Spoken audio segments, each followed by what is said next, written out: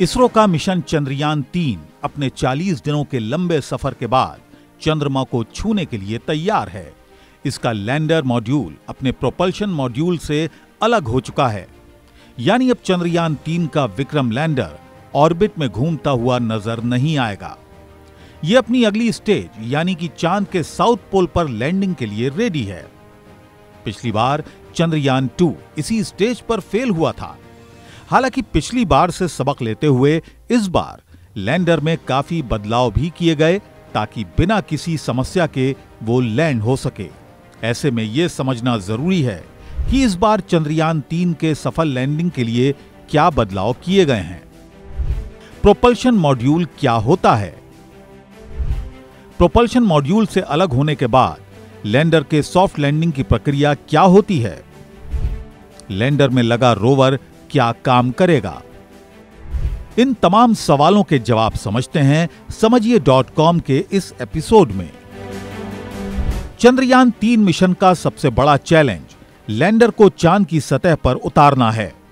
2019 में mission Chandrayaan-2 landing के दौरान क्रैश हो गया था, यानी लैंडिंग सफलतापूर्वक नहीं हो पाई थी। माना जाता है कि यह सब लैंडर का संपर्क टूटने की वजह से हुआ था। लेकिन इस बार चंद्रयान-3 के लैंडर के थ्रस्टर्स में काफी बदलाव किया गया है। इसमें संवेदनशील सेंसर्स लगाए गए हैं ताकि ये चांद की सतह पर सॉफ्टली लैंड कर सके। इसरो चीफ एस सोमनाथ के मुताबिक चंद्रयान-3 को इस तरह से डिजाइन किया गया है कि यदि लैंडिंग से पहले इसमें किसी तरह की कोई खराबी आती है तो विक्रम लैंडर उसे खुद ही ठीक कर सकता है। अगर चंद्रयान-3 के सेंसर ठीक से काम ना भी करें तो भी चांद की सतह पर यह सुरक्षित तरीके से लैंड हो जाएगा। चंद्रयान-3 में ये करेक्शन मिशन लास्ट 15 मिनट्स का है, उसका रिडंडेंसी बोलते हैं। ये फेल हो गया तो दूसरा, ये फेल हो गया तो दूसरा, ये रिडंडेंसी हमने ये इसरो साइंटिस्ट ने फिक्स किया है। और ये लैंडर लैंड करता है, लेग्स होता है, वो लेग्स अभी 4 को 6 कर दिया, उसको हार्डन कर दिया। सो इसका मटेरियल भी हार्डन करके लैंडिंग के लिए सुविधा किया है। सो होपफुली वो भी ये सेलेक्ट करेगा, क्योंकि लुकिंग एट क्रेटर्स है तो एडजस्ट करेंगे। क्रेटर्स मतलब रॉक्स वहाँ पे होंगे। सो उसमें लैंड हो गया तो प्रॉब्लम है। सो ये सेंसर्स देखेगा, देख के लैंडिंग अच्छी तरह अच्छी जगह पे सॉफ्ट लैंडिंग करने के लिए हम पूरा उम्मीद करते हैं इस चंद्रयान-3 मिशन सक्सेसफुल होगा। अगर चंद्रयान-3 की बनावट को देखें तो ये मुख्य रूप से 3 हिस्सों में बटा हुआ है। पहला प्रोपल्शन मॉड्यूल, दूसरा विक्रम लैंडर और तीसरा प्रज्ञान रोवर। इन तीनों का चंद्रयान-3 मिशन में अलग अलग रोल है। प्रोपल्शन मॉड्यूल से विक्रम लैंडर के अलग होने से पहले तक तीनों चांद की ऑर्बिट में एक साथ घूम रहे थे।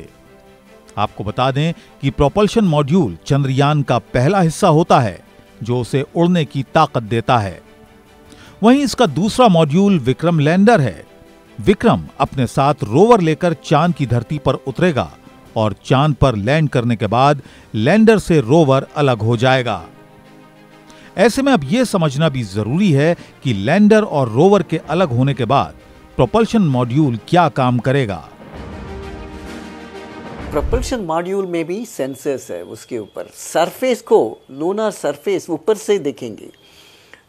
ये प्रोपल्शन मॉड्यूल के साथ भी सेंसर्स है। वो इमेज अभी भी फोटोग्राफ आ रहा है, वहीं से आ रहा है। इसरो साइंटिस्ट और हम पेपर में, न्यूज़पेपर में देखे होंगे। सो अच्छी कैमरास है, उसको देखने के लिए क्या सरफेस कैसे हैं, और ऊपर से अर्थ को देखेंगे तो कैसे हमारा अर्थ का सरफेस कैसे हैं, ये सब फोटोग्राफ्स वगैरह लेके, इमेजेस लेके उसको एनालाइज कर सकते हैं। सो इसलिए लैंडर अंदर जाएगा और ये प्रोपल्शन मॉड्यूल भी काम करते रहेगा। प्रोपल्शन मॉड्यूल से अलग होने के बाद लैंडर को डी-बूस्ट किया जाएगा, यानी उसकी रफ्तार धीमी की जाएगी। जब लैंडर से चंद्रमा की दूरी न्यूनतम 30 किलोमीटर रह जाएगी तब चंद्रयान की सॉफ्ट लैंडिंग की कोशिश की जाएगी। लैंडर को 30 किलोमीटर की ऊंचाई से चंद्रमा की सतह पर लैंड कराने तक का यह प्रोसेस काफी अहम माना जा रहा है। लैंडर चांद की परिक्रमा करते हुए 90 डिग्री कोण पर चंद्रमा की तरफ चलना शुरू करेगा। लैंडिंग की प्रक्रिया की शुरुआत में चंद्रयान 3 की रफ्तार तकरीबन 1.68 किलोमीटर प्रति सेकंड होगी, जिसके बाद थ्रस्टर की मदद से लैंडर की स्पीड को कम करते हुए इसे सतह पर सुरक्षित उतारा जाएगा। आपको बता दें कि अगर विक्रम की सॉफ्ट लैंडिंग सफलतापूर्वक हो जाती है तो विक्रम और रोवर का काम एक ल्यूनर डे का ही होगा, जो कि हमारी धरती के हिसाब से 14 दिन होता है। यानी विक्रम और रोवर 14 दिनों तक चांद से डेटा भेज पाएंगे। 14 दिन इसलिए रखा हुआ है क्योंकि मैंने ये आम आदमी का एक्सपीरियंस है, जैसे जैसे वो टेम्परेचर कम हो जाएगा आपका बहुत सारे इलेक्ट्रॉनिक इक्विपमेंट काम नहीं करेंगे, इसलिए क्योंकि उसमें बहुत सारे चीज जो है उसका एक लिमिटेशन है, कितने ठंडे में वो काम कर सकता है। जैसे कि अब देखिए, जैसे चंद्रमा में भी इवनिंग हो जाता है या नाइट होना शुरू हो जाता है, उसका टेम्परेचर गिर के समथिंग लाइक वो -150 डिग्री हो जाता है।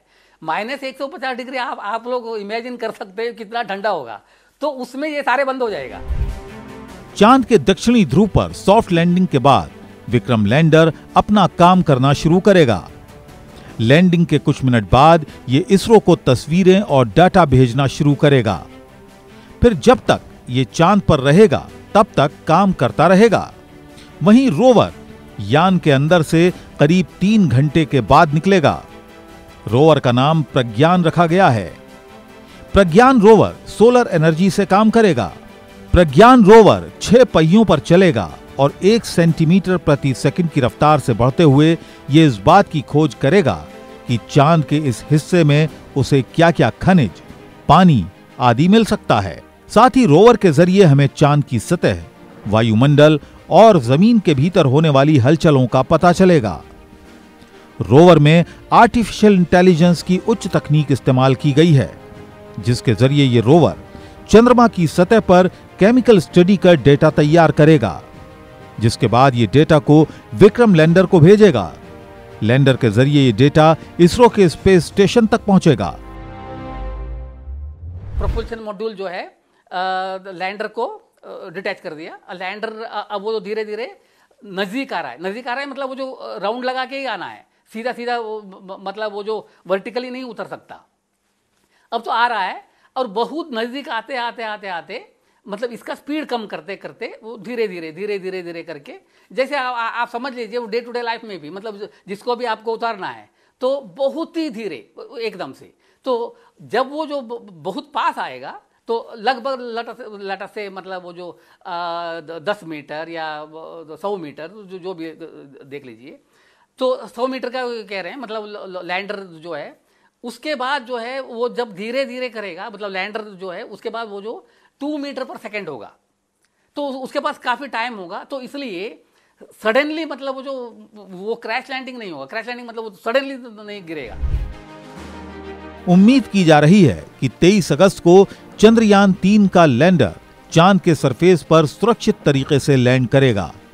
चंद्रयान 3 की सफल लैंडिंग के बाद हमें चंद्रमा के स्ट्रक्चर और वहां मौजूद रिसोर्सेस को लेकर कई नई जानकारियां मिलने की उम्मीद है। साथ ही ये भविष्य के चंद्र अभियानों की कोशिशों के लिए राह भी आसान करेगा।